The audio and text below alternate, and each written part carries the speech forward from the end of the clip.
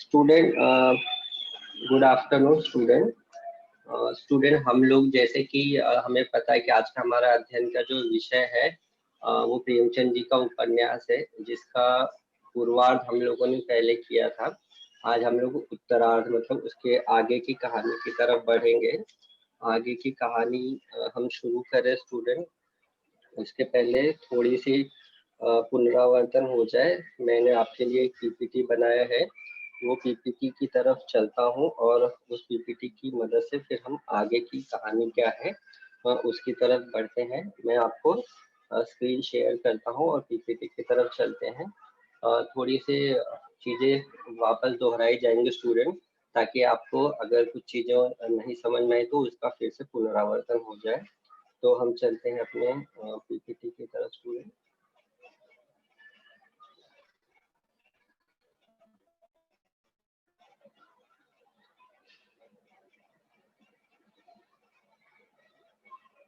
आप सभी का एक बार फिर से प्रेमचंद जी के उपन्यास के अगले इसमें आपका स्वागत है स्टूडेंट।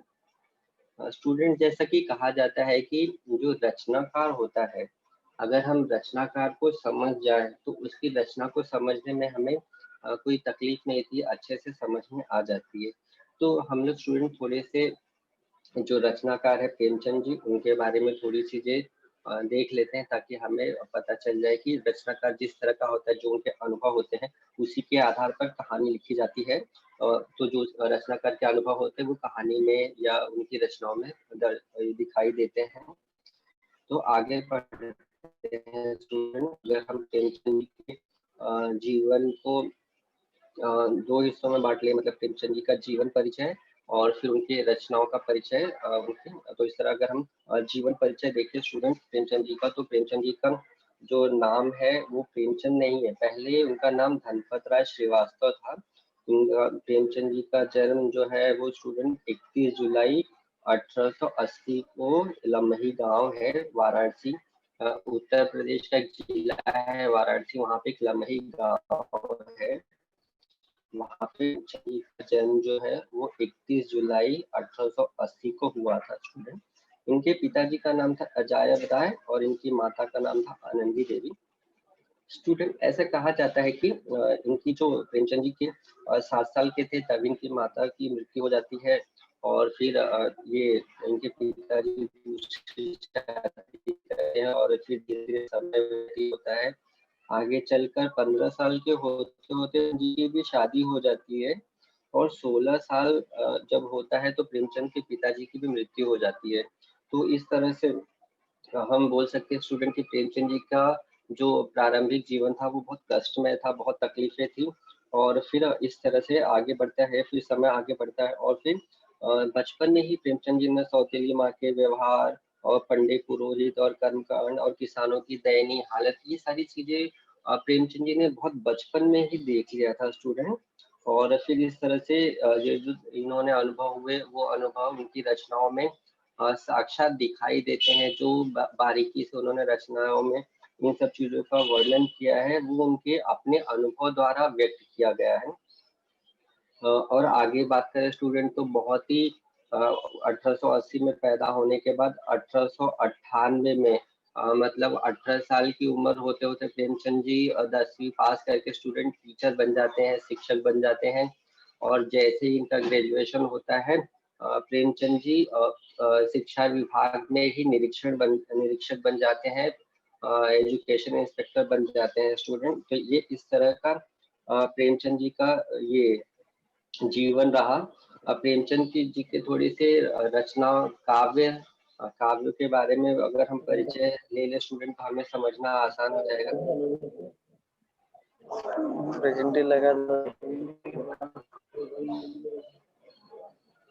स्टूडेंट प्रेमचंद जी पहले उर्दू में लिखा करते थे।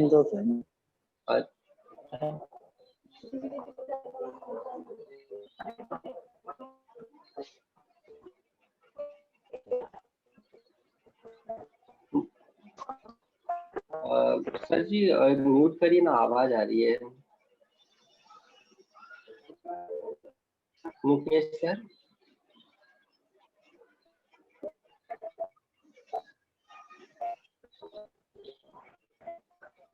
तो उन्होंने रचनाएं की, सबसे पहले वो उर्दू में लिखा करते थे। उर्दू में ये प्रेमचंद जी नवाब राय के नाम से लिखते थे स्टूडेंट, और जो उन्होंने पहली रचना की सोजे वतन, उसका हिंदी में अर्थ होता है वतन का विलाप। ये एक राष्ट्र प्रेम से संबंधित रचना थी, जिसमें प्रेमचंद जी ने राष्ट्र के विलाप की कहानी बताई है। इसको जब अंग्रेजों को पता चला स्टूडेंट, तो अंग्रेजों ने प्रेमचंद की सारी सोजे वतन की सारी कॉपियां जब्त कर ली और उनको हिदायत देते कि दोबारा ऐसा न लिखे। तो प्रेमचंद जी के एक मित्र थे दया नारायण निगम जी, इन्होंने प्रेमचंद जी को हिंदी में रचना करने की लिए कहते हैं, और फिर प्रेमचंद हिंदी में प्रेमचंद जी के नाम से, जो उर्दू में नवाब राय के नाम से लिखते हैं, और हिंदी में फिर वो प्रेमचंद जी के नाम से इस तरह नाम बदलकर वो हिंदी में रचनाएं करते हैं। रचनाओं की बात करें स्टूडेंट, तो प्रेमचंद जी ने 15 से ज्यादा उपन्यास और 300 से ज्यादा कहानियां लिखी हैं। इस तरह का उनका रचना संसार है। इसके अलावा उन्होंने बाल कहानियां और बहुत सारी पत्रिकाओं का संपादन किया है, और पत्रिकाओं के अलावा उन्होंने पत्रिकाओं के कारखाने, मतलब पत्रिकाएं खुद भी निकालते थे। और स्टूडेंट आगे चलकर ये पत्रिका की वजह से ही उनके ऊपर थोड़े कर्जे हो जाते हैं। उन कर्जों को पूरा करने के लिए प्रेमचंद मुंबई नगरी की तरफ आते हैं, जहाँ पे उन्होंने फिल्मों की कहानी लिखी। उनकी जो कहानी लिखी उसका नाम था मजदूर। ये एक ही कहानी प्रेमचंद जी ने अपने कर्ज को पूरा करने के लिए कहानी लिखते हैं, जिसका नाम था मजदूर। और यहाँ मुंबई में आने का 1 साल का उनका कॉन्ट्रैक्ट यहाँ पे था मुंबई में, लेकिन वो 1 साल भी मुंबई में नहीं रह पाते स्टूडेंट, और 2 महीने की सैलरी छोड़कर फिर वो वापस वाराणसी चले जाते हैं, और वहां पर ही उनकी मृत्यु जो होती है वो स्टूडेंट, उनकी मृत्यु हो जाती है। प्रेमचंद जी का निधन जो है वो 8 अक्टूबर 1936 को यूपी में ही उनका निधन हो जाता है। तो ये प्रेमचंद जी के बारे में कुछ उनका व्यक्तिगत परिचय और फिर रचना परिचय था स्टूडेंट। ये हम लोगों ने देखा। आगे की तरफ हम बढ़ते हैं स्टूडेंट। तो अ, अभी हमें अक्सर हम पढ़ते हैं, क्योंकि हम हिंदी के विद्यार्थी हैं, तो हमें हिंदी की बहुत सारी विधाओं के बारे में हमने पढ़ा है स्टूडेंट। हिंदी में कहानी होता है, नाटक होता है, एकांकी होता है, उपन्यास होता है, संस्मरण होता है। ऐसे बहुत सारी चीजें हम लोग हिंदी में निबंध वगैरह पढ़ते हैं स्टूडेंट। तो हमारे मन में सवाल आता है कि आखिर ये हिंदी की विधाएं क्या है। तो हिंदी की कई विधाएं हैं, जिसमें एक विधा उपन्यास भी है। अब ये उपन्यास क्या होता है स्टूडेंट, हम थोड़े से शब्दों में हम ये भी देखते हुए चलते हैं कि उपन्यास आखिर होता क्या है। तो स्टूडेंट, हिंदी साहित्य में उपन्यास शब्द का प्रथम प्रयोग हिंदी में नॉवेल के अर्थ में उपन्यास पद का प्रयोग 1875 ईस्वी में होता है। पहली बार 1875 ईस्वी में हिंदी में नॉवेल के लिए उपन्यास इस शब्द का प्रयोग होता है स्टूडेंट। अब ये उपन्यास में आखिर होता क्या है, अगर हम दूसरा पॉइंट देखेंगे स्टूडेंट, तो उपन्यास गद्यपद्य कथानक के माध्यम द्वारा जीवन तथा समाज की व्याख्या का सर्वोत्तम साधन है। स्टूडेंट, विद्यार्थी, जो समाज में होता है और उसको अच्छे से व्यक्त करना, समाज की व्याख्या करना, समाज है क्या, क्या सोचता है, किन समस्याओं में, किस परिस्थितियों में किस तरह का व्यवहार करता है, इसका वर्णन करने का उपन्यास सबसे अच्छा माध्यम है। इसमें अपने जो आप कहना चाहते हैं वो आप अच्छी तरह से व्यक्त कर पाएंगे। तीसरा है बंगला और हिंदी में उपन्यास, उर्दू में नावल, मराठी में कादम्बरी तथा गुजराती में नवल कथा कहा जाता है। ये इस तरह हिंदी के उपन्यास को अलग अलग भाषाओं में क्या कहा जाता है स्टूडेंट, जैसे बंगला और हिंदी में उपन्यास, उर्दू में नावल, मराठी में कादम्बरी तथा गुजराती में नवल कथा, ऐसा कहा जाता है। अगला मुद्दा शुरू, अगर हम साधारण बोलचाल की भाषा द्वारा लेखक के लिए अपने पात्रों, उनकी समस्याओं तथा उनके जीवन की व्यापक पृष्ठभूमि से प्रत्यक्ष संबंध स्थापित करना आसान हो गया है। अगर देखा जाए स्टूडेंट, तो जो उपन्यास होता है, क्योंकि हमें पता है कि उपन्यास क्या होता है, लंबी कहानी होती है जिसमें किसी व्यक्ति की संपूर्ण कथा होती है। तो उसमें रचनाकार अपने जो पात्र हैं उनका वर्णन अच्छी तरह से कर सकता है। ये एक फायदा होता है उपन्यास में। उपन्यास में जीवन के दृष्टिकोण को व्याख्यायित करने का प्रयास उपन्यासकार का होता है। दृष्टिकोण को व्याख्यायित करने का मतलब स्टूडेंट ये होता है कि पात्रों का सोच क्या है, पात्र क्या सोचता है, किस समस्या में क्या बर्ताव करना चाहिए, उसका असर क्या होगा, ये सारी चीजें अच्छे से जो उपन्यासकार होता है वो अपनी जो सोच है वो अपने पात्रों द्वारा उपन्यास में अच्छे से वर्णन कर सकता है। आरंभ में उपन्यासों का उद्देश्य केवल मनोरंजन करना था, लेकिन साहित्य की अन्य विधाओं की तरह वर्तमान उपन्यास भी जीवन के यथार्थों को सामने रखने की कोशिश करता है। विद्यार्थियों पहले क्या होता था, जो उपन्यास होते थे ना वो काल्पनिक होते थे, कल्पना कर कर लिखे जाते थे, लंबी लंबी कहानियां, वो क्या कहते हैं, काल्पनिक कथाएं होती थी, सब कल्पना करके लिखते थे। लेकिन जैसे जैसे समय बीता, जैसे जैसे अन्य विधाओं में वास्तविकता जो होती है, यथार्थ मतलब वास्तविकता, सच्चाई, तो जो सच्चाई लिखी जाती है ठीक उसी तरह उपन्यास भी आगे चलकर जो काल्पनिकता होती थी वो कम हो गई और उपन्यास भी जो है वो यथार्थ होने लगे, मतलब जो घटनाएं घटी है उसके ऊपर लिखा जाने लगा, सच्ची घटना। तो इस तरह उपन्यास में भी बदलाव आता है, परिवर्तन आता है स्टूडेंट। हिंदी में परीक्षा गुरु ये पहला उपन्यास माना जाता है जिसके लेखक लाला श्रीनिवास दास जी हैं, ऐसा माना जाता है स्टूडेंट। अब हम अपने अगले स्लाइड की तरफ बढ़ेंगे स्टूडेंट। हमने सुना है, पढ़ा है कि गोदान प्रेमचंद जी का बहुत ही महत्वपूर्ण उपन्यास है। तो आखिर ऐसा क्या उपन्यास में प्रेमचंद जी ने लिखा है कि जो इतना ये उपन्यास प्रसिद्ध हुआ, इसकी चर्चा हर जगह होती है। तो विद्यार्थियों एक कम शब्दों में हम ये देख लेते हैं कि आखिर उपन्यास में ऐसा क्या है। गोदान प्रेमचंद का हिंदी उपन्यास है जिसमें उनकी कला अपने चरम उत्कर्ष पर पहुंची है। मतलब प्रेमचंद जी का ये आखिरी उपन्यास है स्टूडेंट, जो उनका पूर्ण उपन्यास है। ये पूर्ण उपन्यास का अर्थ है कि जिसको उन्होंने स्वयं पूरा किया है। इस तरह से ये उनका अब सबसे उत्कृष्ट है, मतलब सबसे अच्छा लेख जो जिन्होंने प्रेमचंद जी ने जिस रचना में किया है वो ये है गोदान उपन्यास है। गोदान में भारतीय किसान का संपूर्ण जीवन। अब हम अभी हमने बात की स्टूडेंट की आगे गोदान में है क्या। तो गोदान में प्रेमचंद जी ने किसान, भारतीय किसान जो है उसकी संपूर्ण जीवन, मतलब उसका पूरा जीवन किसानों का, उनकी आकांक्षा मतलब किसान की इच्छा क्या है, आकांक्षा मतलब इच्छा, तो किसान की इच्छा क्या है, उसकी निराशा क्या है, मतलब कब वो अपनी इच्छा पूरी नहीं करता, निराश होता है, दुखी होता है। उसकी धर्म भीरुता, धर्म भीरुता का मतलब धर्म के आड़ पे डराना, धर्म का नाम लेके डराना, ये। और फिर भारत परायणता के साथ स्वार्थ परता, मतलब स्वार्थ, कैसे स्वार्थी लोग अपने स्वार्थ को पूरा करने के लिए किस तरह से लोगों को धर्म के नाम पे और अलग अलग चीजों के नाम पे लोगों को डराते हैं, बैठकबाजी, उसकी बेबसी, उसकी मतलब किसान की बेबसी, कितना मजबूर होता है भारतीय किसान। और फिर निरीहता, निरीहता मतलब मजबूरी, वो इतना मजबूर है, वो देख रहा है कि उसके सामने गलत हो रहा है फिर भी वो कुछ नहीं कर पाता स्टूडेंट। और निरीहता का जीता जागता चित्र उपस्थित किया गया इस उपन्यास में।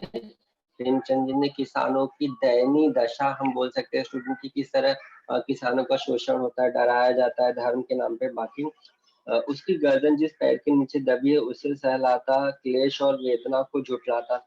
इतना दर्द होता है किसान को झूठी मर्यादाओं को बचाने के लिए स्टूडेंट, फिर भी वो क्या करता है, वो दर्द को, क्लेश को सहता है और झूठ बोलता है कि मेरे को कोई दर्द नहीं है।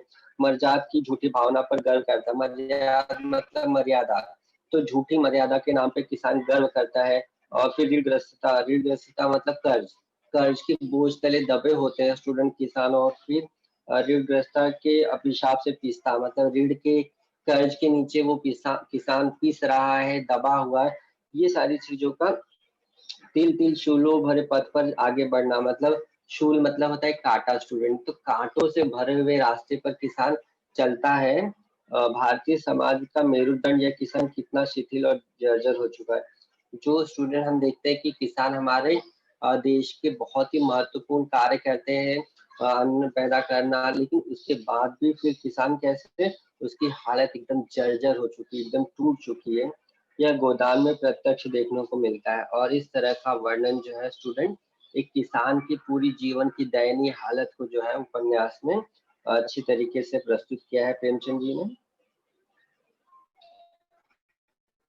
फिर आगे क्या है स्टूडेंट, नगरों के कोलाहल चकाचौंध में गांव की विभूति को कैसे ढक लिया है। मतलब गांव जो है वो शहरों की चमक के आगे फीके पड़ गए हैं स्टूडेंट। गांव के जो जमींदार होते हैं, मिल मालिक, पत्र संपादक, अध्यापक, पेशेवर, वकील और डॉक्टर, राजनीतिक नेता और राज कर्मचारी जोग बन कैसे गांव के निरीह किसान का शोषण करते हैं, ये सारी चीजों का वर्णन जो है वो उपन्यास में बहुत ही बारीकी से हमने देखा स्टूडेंट कि प्रेमचंद को बहुत ही कम उम्र में गांव के किसानों की, मजदूरों की, इन सबकी हालत का उन्होंने प्रत्यक्ष अनुभव किया और उसका जीता जागता उदाहरण जो है वो गोदान में प्रेमचंद जी ने वर्णन किया है।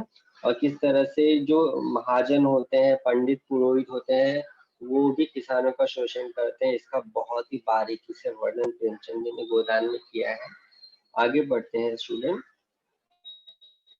स्टूडेंट आज हम अपना गोल का आगे का हिस्सा शुरू करें, उससे पहले हम 2 मिनट में पुनरावर्तन कर लेते हैं कि अभी तक हम लोगों ने जो पूर्वार्ध हिस्सा प्रेमचंद जी के गोदान का पहले का जो हिस्सा देखा था, उसमें हमने क्या देखा था कि प्रेमचंद जी ने जो पहली कथा हमने पहला हिस्सा देखा था गोदान का, उसकी कथा क्या है वो हम 2 मिनट में रिवीजन कर लेते हैं, फिर हम अपने आज की तरफ बढ़ते हैं स्टूडेंट। पूर्वार्ध में हमने पहले हिस्से में गोदान में क्या देखा स्टूडेंट की, जो प्रेमचंद जी ने जो गोदान लिखा, उसका जो मुख्य पात्र है होरी, उसका बेटा है गोबर, वो लखनऊ जा रहा है और होरी उसको छोड़ने के लिए आया है। अभी ये हम लोगों ने देखा, फिर जाते हुए जो गोबर है वो किस तरह होरी के पैरों पे पड़ता है, तो उसके बाद होरी की दशा क्या होती है, वो पुत्र मोह में है, उसको लगता है कि शायद वो दोबारा अपने पुत्र के दर्शन नहीं कर पाएगा। और बेटे का ये प्रेम देखकर उस होरी को लगता है कि जो वो पहले दुख था, उसको तकलीफ थी, वो सारी जा चुकी है। जो वो होरी चलते फिरते रास्ता भूल जाता था, अभी उसके चेहरे पे चमक आ गई है।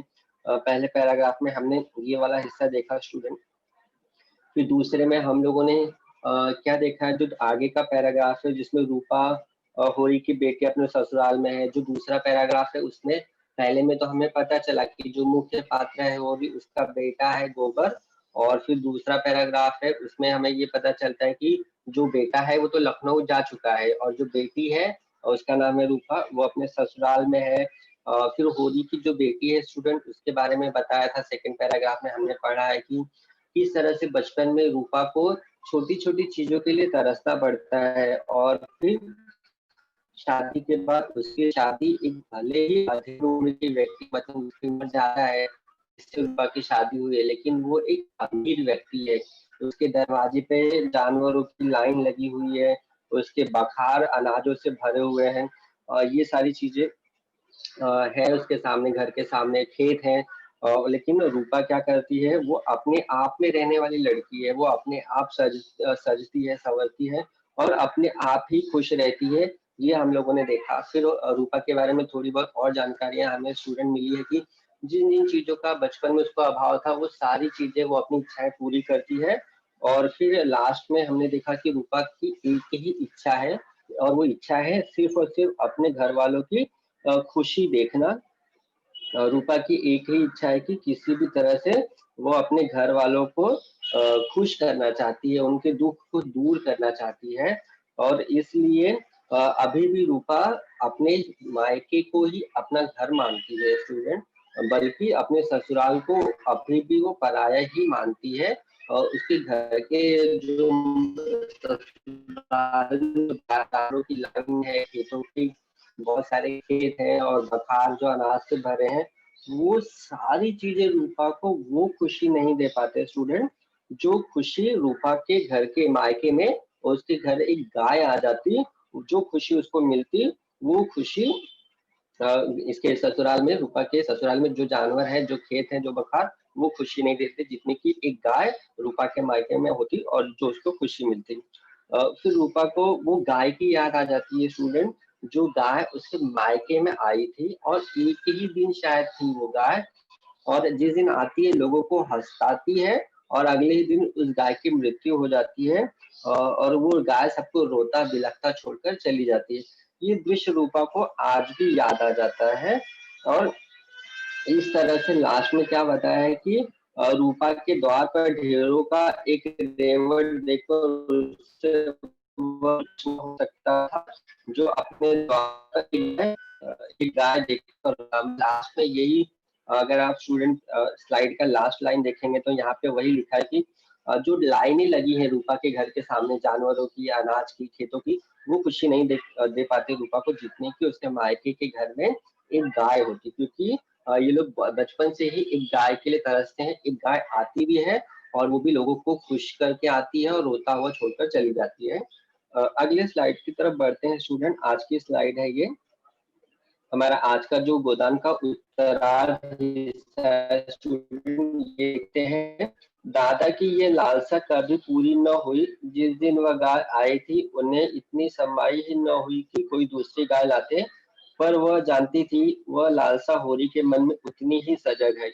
मतलब स्टूडेंट जो अभी हमने पीछे देखा ना कि रूपा को पता है कि इसके मायके में एक गाय आई थी, वो सबको रोता भी लगता छोड़ गई, लेकिन दूसरी बार वो गाय अभी तक नहीं आ पाई है। हाँ, और इतनी समाई होने का मतलब स्टूडेंट कभी इतनी क्षमता ही नहीं हुई कि दूसरी गाय आ सकती। और रूपा को ये पता है कि होरी होरी कौन है, रूपा के पिता। होरी रूपा को पता है कि उसके पिता की भी एक ही इच्छा है कि उनके गाय मतलब घर के सामने एक गाय आ जाए। अब वह जानती थी वह लालसा होरी के मन में भी उतनी ही सजग है। अब की यह जाएगी तो साथ वह धौरी गाय जरूर लेती जाएगी। नहीं, और दूसरे दिन एक अहीर के मार्फत रूपा ने गाय भेज दी। अहीर से कहा, दादा से कह देना मंगल के दूध पीने के लिए भेजी है। होरी भी गाय लेने की फिक्र में था। स्टूडेंट आगे क्या बताया है कि रूपा के घर में एक गाय थी, धौरी गाय, जिसको रूपा ने तय किया कि अगली बार जब वो अपने मायके जाएगी तो वो गाय को ले जाएगी। लेकिन क्या होता है स्टूडेंट, अगले ही दिन एक अहीर करके जो रूपा है वो गाय को अपने मायके भेज देती है और उस अहीर काका से कहती है कि कह देना कि ये मंगल के दूध पीने के लिए है। अभी एक और नया पात्र आता है स्टूडेंट हमारे आंखों के सामने, ये मंगल कौन है। तो ये मंगल कौन है, आगे हम पढ़ते हैं तो देखते हैं स्टूडेंट ये मंगल कौन है। दादा से कह देना मंगल के दूध पीने के लिए है। होरी भी गाय लेने की फिक्र में था। यो अभी उसे गाय की कोई जल्दी न थी, मगर मंगल यही है और बिना दूध के कैसे रह सकता है। शायद यहाँ तक हमने पढ़ा स्टूडेंट, यहाँ में पता चलता है कि मंगल शायद कोई छोटा बच्चा है जिसको दूध पीने की जरूरत है, और उसकी जरूरत को देखते हुए रूपा ने जो गाय खुद लेकर जाने वाली थी मायके जाते समय, लेकिन अगले ही दिन वो मायके को एक अहीर के मार्फत वो गाय को जो है अपने मायके भेज देती है। रुपए मिलते ही वह सबसे पहले गाय लेगा। मंगल अब केवल उसका पोता नहीं है, केवल गोबर का बेटा नहीं, मालती देवी का खिलौना भी है। स्टूडेंट अगली लाइन में हमें पता चलता है कि ये गोबर जो है सॉरी ये जो लड़का है मंगल, मंगल अब केवल उसका पोता नहीं है। पोता नहीं, इसका अर्थ ये है कि मंगल शायद गोबर जो है वो उसका पुत्र है, होरी उसका बेटा गोबर और गोबर का बेटा मंगल। तो होरी जो मंगल जो है अब उनका पोता नहीं है, गोबर का बेटा नहीं है, गोबर मतलब उसका बाप, मंगल का बाप। तो उसके पिताजी नहीं बल्कि मालती देवी कौन है? ये जो गोबर है उसकी पत्नी है, मालती देवी का खिलौना है, मतलब बहू जो है उस बच्चे के साथ खेलती है, वो उसका खिलौना है। उसका लालन पालन उसी तरह का होना चाहिए। होरी क्या कहता है कि जिस तरह से मंगल जो है गोबर जो है वो मंगल का पालन पोषण करता था शहर में, उसी तरह से मंगल का पालन पोषण होना चाहिए, इसके लिए गाय की जरूरत है।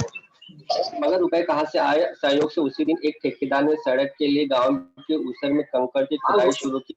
होरी ने सुना तो चटपट वहां जा पहुंचा और 8 आने रोज पर खुदाई करने लगा। अगर ये काम 2 महीने भी टिक गया तो गाय भर को रुपए मिल जाएंगे।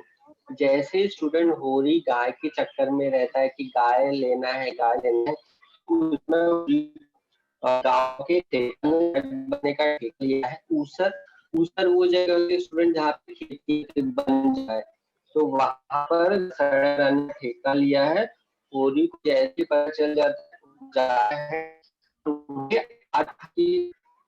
आने पर मतलब रोज 8 आने लेगा और वो कंकड़ पत्थर को उठाकर साफ सुथरा करके सड़क बनने में मदद करेगा। इस तरह से होरी वहां पर जाता है और उस रोज की ये जो काम फिक्स हो जाता है अगर ये काम 2 महीने टिक गया तो गाय भर को रुपए मिल जाएंगे। होरी सोचता है कि अगर ये काम 2 महीने भी चल गए सड़क बनाने का तो आराम से गाय भर की जितने पैसे चाहिए उतने तो यहाँ से ही मिल जाएंगे।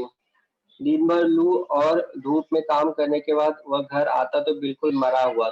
स्टूडेंट, हम गांव में अगर देखे होंगे तो हमें पता है कि गांव में लू धूप की कड़क होती है। उस कड़क धूप में जब होरी सड़क बनाने के लिए उस बंजर को ऊसर को खोदता है, पत्थर उठाकर फेंकता है और इतने काम करने के बाद लू में धूप में काम करने के बाद जब वो घर आता है तो वो एकदम अधमरा, मतलब आधा मरा हुआ, उसकी हालत एकदम खस्ता हो जाती है, एकदम थका हुआ आता है वो होरी। अवसाद का नाम नहीं, अवसाद मतलब होता है दुख, लेकिन इतना होने के बाद भी उसके चेहरे पे दुख का कोई भी नाम नहीं रहता था। उसी उत्साह से दूसरे दिन काम करने जाता और दूसरे दिन फिर हुई कि उसके लिए उसको गाय लेनी है और इसलिए अगले दिन फिर उसी उत्साह से काम करके जाता। रात को खाना खाकर डीपी के सामने बैठ जाता और चुटली काटता और इनाम नहीं देता। तो पैसे के लिए होरी, वो जो किसान है होरी, वो क्या करता है दिन भर वो बनाने का काम करता है और जैसे रात होती है खाना खा के डीपी स्टूडेंट, गांव में पहले लाइट वगैरह नहीं होती थी तो ये कांच की बोतल में उसको डिबरी बनाते थे और उसके सामने बैठकर सूत काटता। सूत मतलब होता है रस्सी बनाना। तो एक रस्सी कॉटन होता है स्टूडेंट, उससे सूत होता है, उसको घुमा घुमा के रस्सी बनाई जाती है। तो उससे वो रस्सी बनाने का काम भी रात में करता था। कहीं 12-1 बजे सोने जाता। धनिया चला गई थी, उसे इतना मेहनत करने से रोकने के बदले खुद उसके साथ सुतली खाती। स्टूडेंट से कभी 12 कभी 1 बजे तक वो दोनों पति पत्नी धनिया और होरी मिलकर उस रस्सी को बनाते थे दिए के सामने। आगे लेखक प्रेमचंद जी क्या कह रहे हैं कि धनिया पगला गई है। दिन भर इतनी मेहनत करने के बाद भी वो होरी को रोकती नहीं है कि अरे बस करो, दिन में काम करते हो रात को आराम करो, ऐसे नहीं करती, बल्कि दोनों क्या करते हैं, दोनों मेहनत से रस्सी बनाते हैं। गाय तो लेनी ही है, राम सेवक के रुपए भी तो अदा करने हैं। क्या कहते हैं दोनों? दोनों मिलकर काम इसलिए करते हैं कि उनको गाय तो लेनी है और साथ ही साथ गाय तो आ गई स्टूडेंट।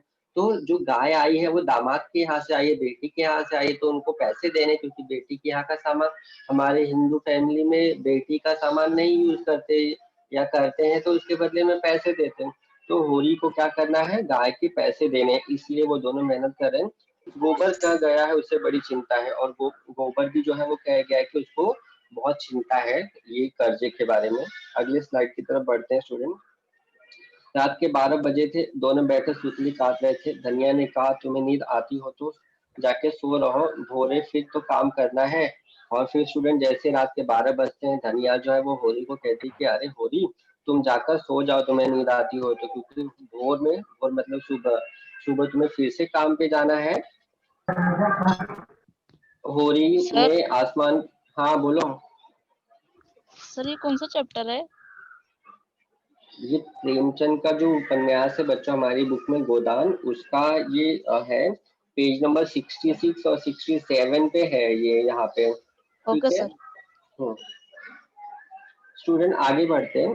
तो होरी क्या कहती है, धनिया क्या कहती है होरी से कि तुम जाके सो जाओ अगर तुम्हें नींद आती, क्योंकि भोर में तुम्हें फिर जाना है। होरी ने आसमान को देखा, चला जाऊंगा, अभी तो 10 बज रहे होंगे, तू जा सो रहे।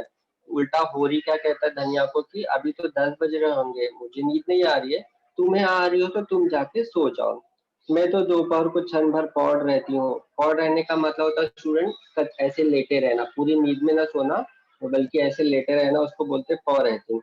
तो धनिया क्या कहती है होरी से कि नहीं, मैं तो दोपहर को थोड़ी देर के लिए ऐसे सो लेती हूँ, मैं भी तो चबैना करके पेड़ के नीचे सो लेता हूँ। फिर होरी क्या कहता है कि वो भी जो चबाने के लिए लेकर जाता है स्टूडेंट, जो दाने होते हैं ना जो हमें भून कर खाते हैं उसको चबैना बोलते हैं, क्योंकि वो चबा कर खाते हैं। तो होरी कहता है कि मैं भी चबैना करके पेड़ के नीचे सो लेता हूँ। कि धनिया कहते कि बड़ी लू लगती होगी। लू क्या लगेगी, अच्छी छां है। तो धनिया कहती लू लगेगी। होरी कहता नहीं नहीं अच्छी छांव है, मैं डरती हूँ कहीं तुम बीमार न पड़ जाओ। फिर धनिया कहती कि होरी मुझे डर लगता है कि कहीं तुम बीमार न पड़ जाओ। चल बीमार वह पड़ते हैं जिन्हें बीमार पड़ने की फुर्सत होती है। यहाँ तो यह धुन है कि अब भी गोबर आए तो राम सेवक के आधे रुपए जमा रहे कुछ वह भी लाएगा, बस इस ऋण से गला छूट जाए तो दूसरी जिंदगी हो। फिर धनिया होरी क्या कहता है कि थोड़े पैसे वो कमाए, जब तक मंगल लखनऊ से आए थोड़े पैसे लेकर आएगा, थोड़े हम जुटा लेंगे, और इस तरह राम सेवक कौन है, रूपा का पति जिसके यहाँ से गाय आई है, उनके पैसे दे दे, तो जो गला है अपना कर्जा, ऋण मतलब कर्जा, उससे अपना गला छूट जाए। इस तरह की होरी और धनिया बात करते हैं। गोबर की गोबर की आपकी बड़ी याद आती है, कितना सुशील हो गया है। फिर होरी क्या कहता है धनिया से, जो उसकी पत्नी है, कहता है कि होरी गोबर जो है उनका बेटा, उसकी बड़ी याद आती है होरी को, ऐसा वो धनिया से कहता है। और आगे होरी क्या कहता है कि कितना सुशील हो गया है, चलती बेर पैरों पर गिर पड़ा। फिर होरी क्या कहता है कि जब उसको छोड़ने गया था लखनऊ जाने के लिए, तो जो गोबर है वो होरी के पैरों पर गिर पड़ा।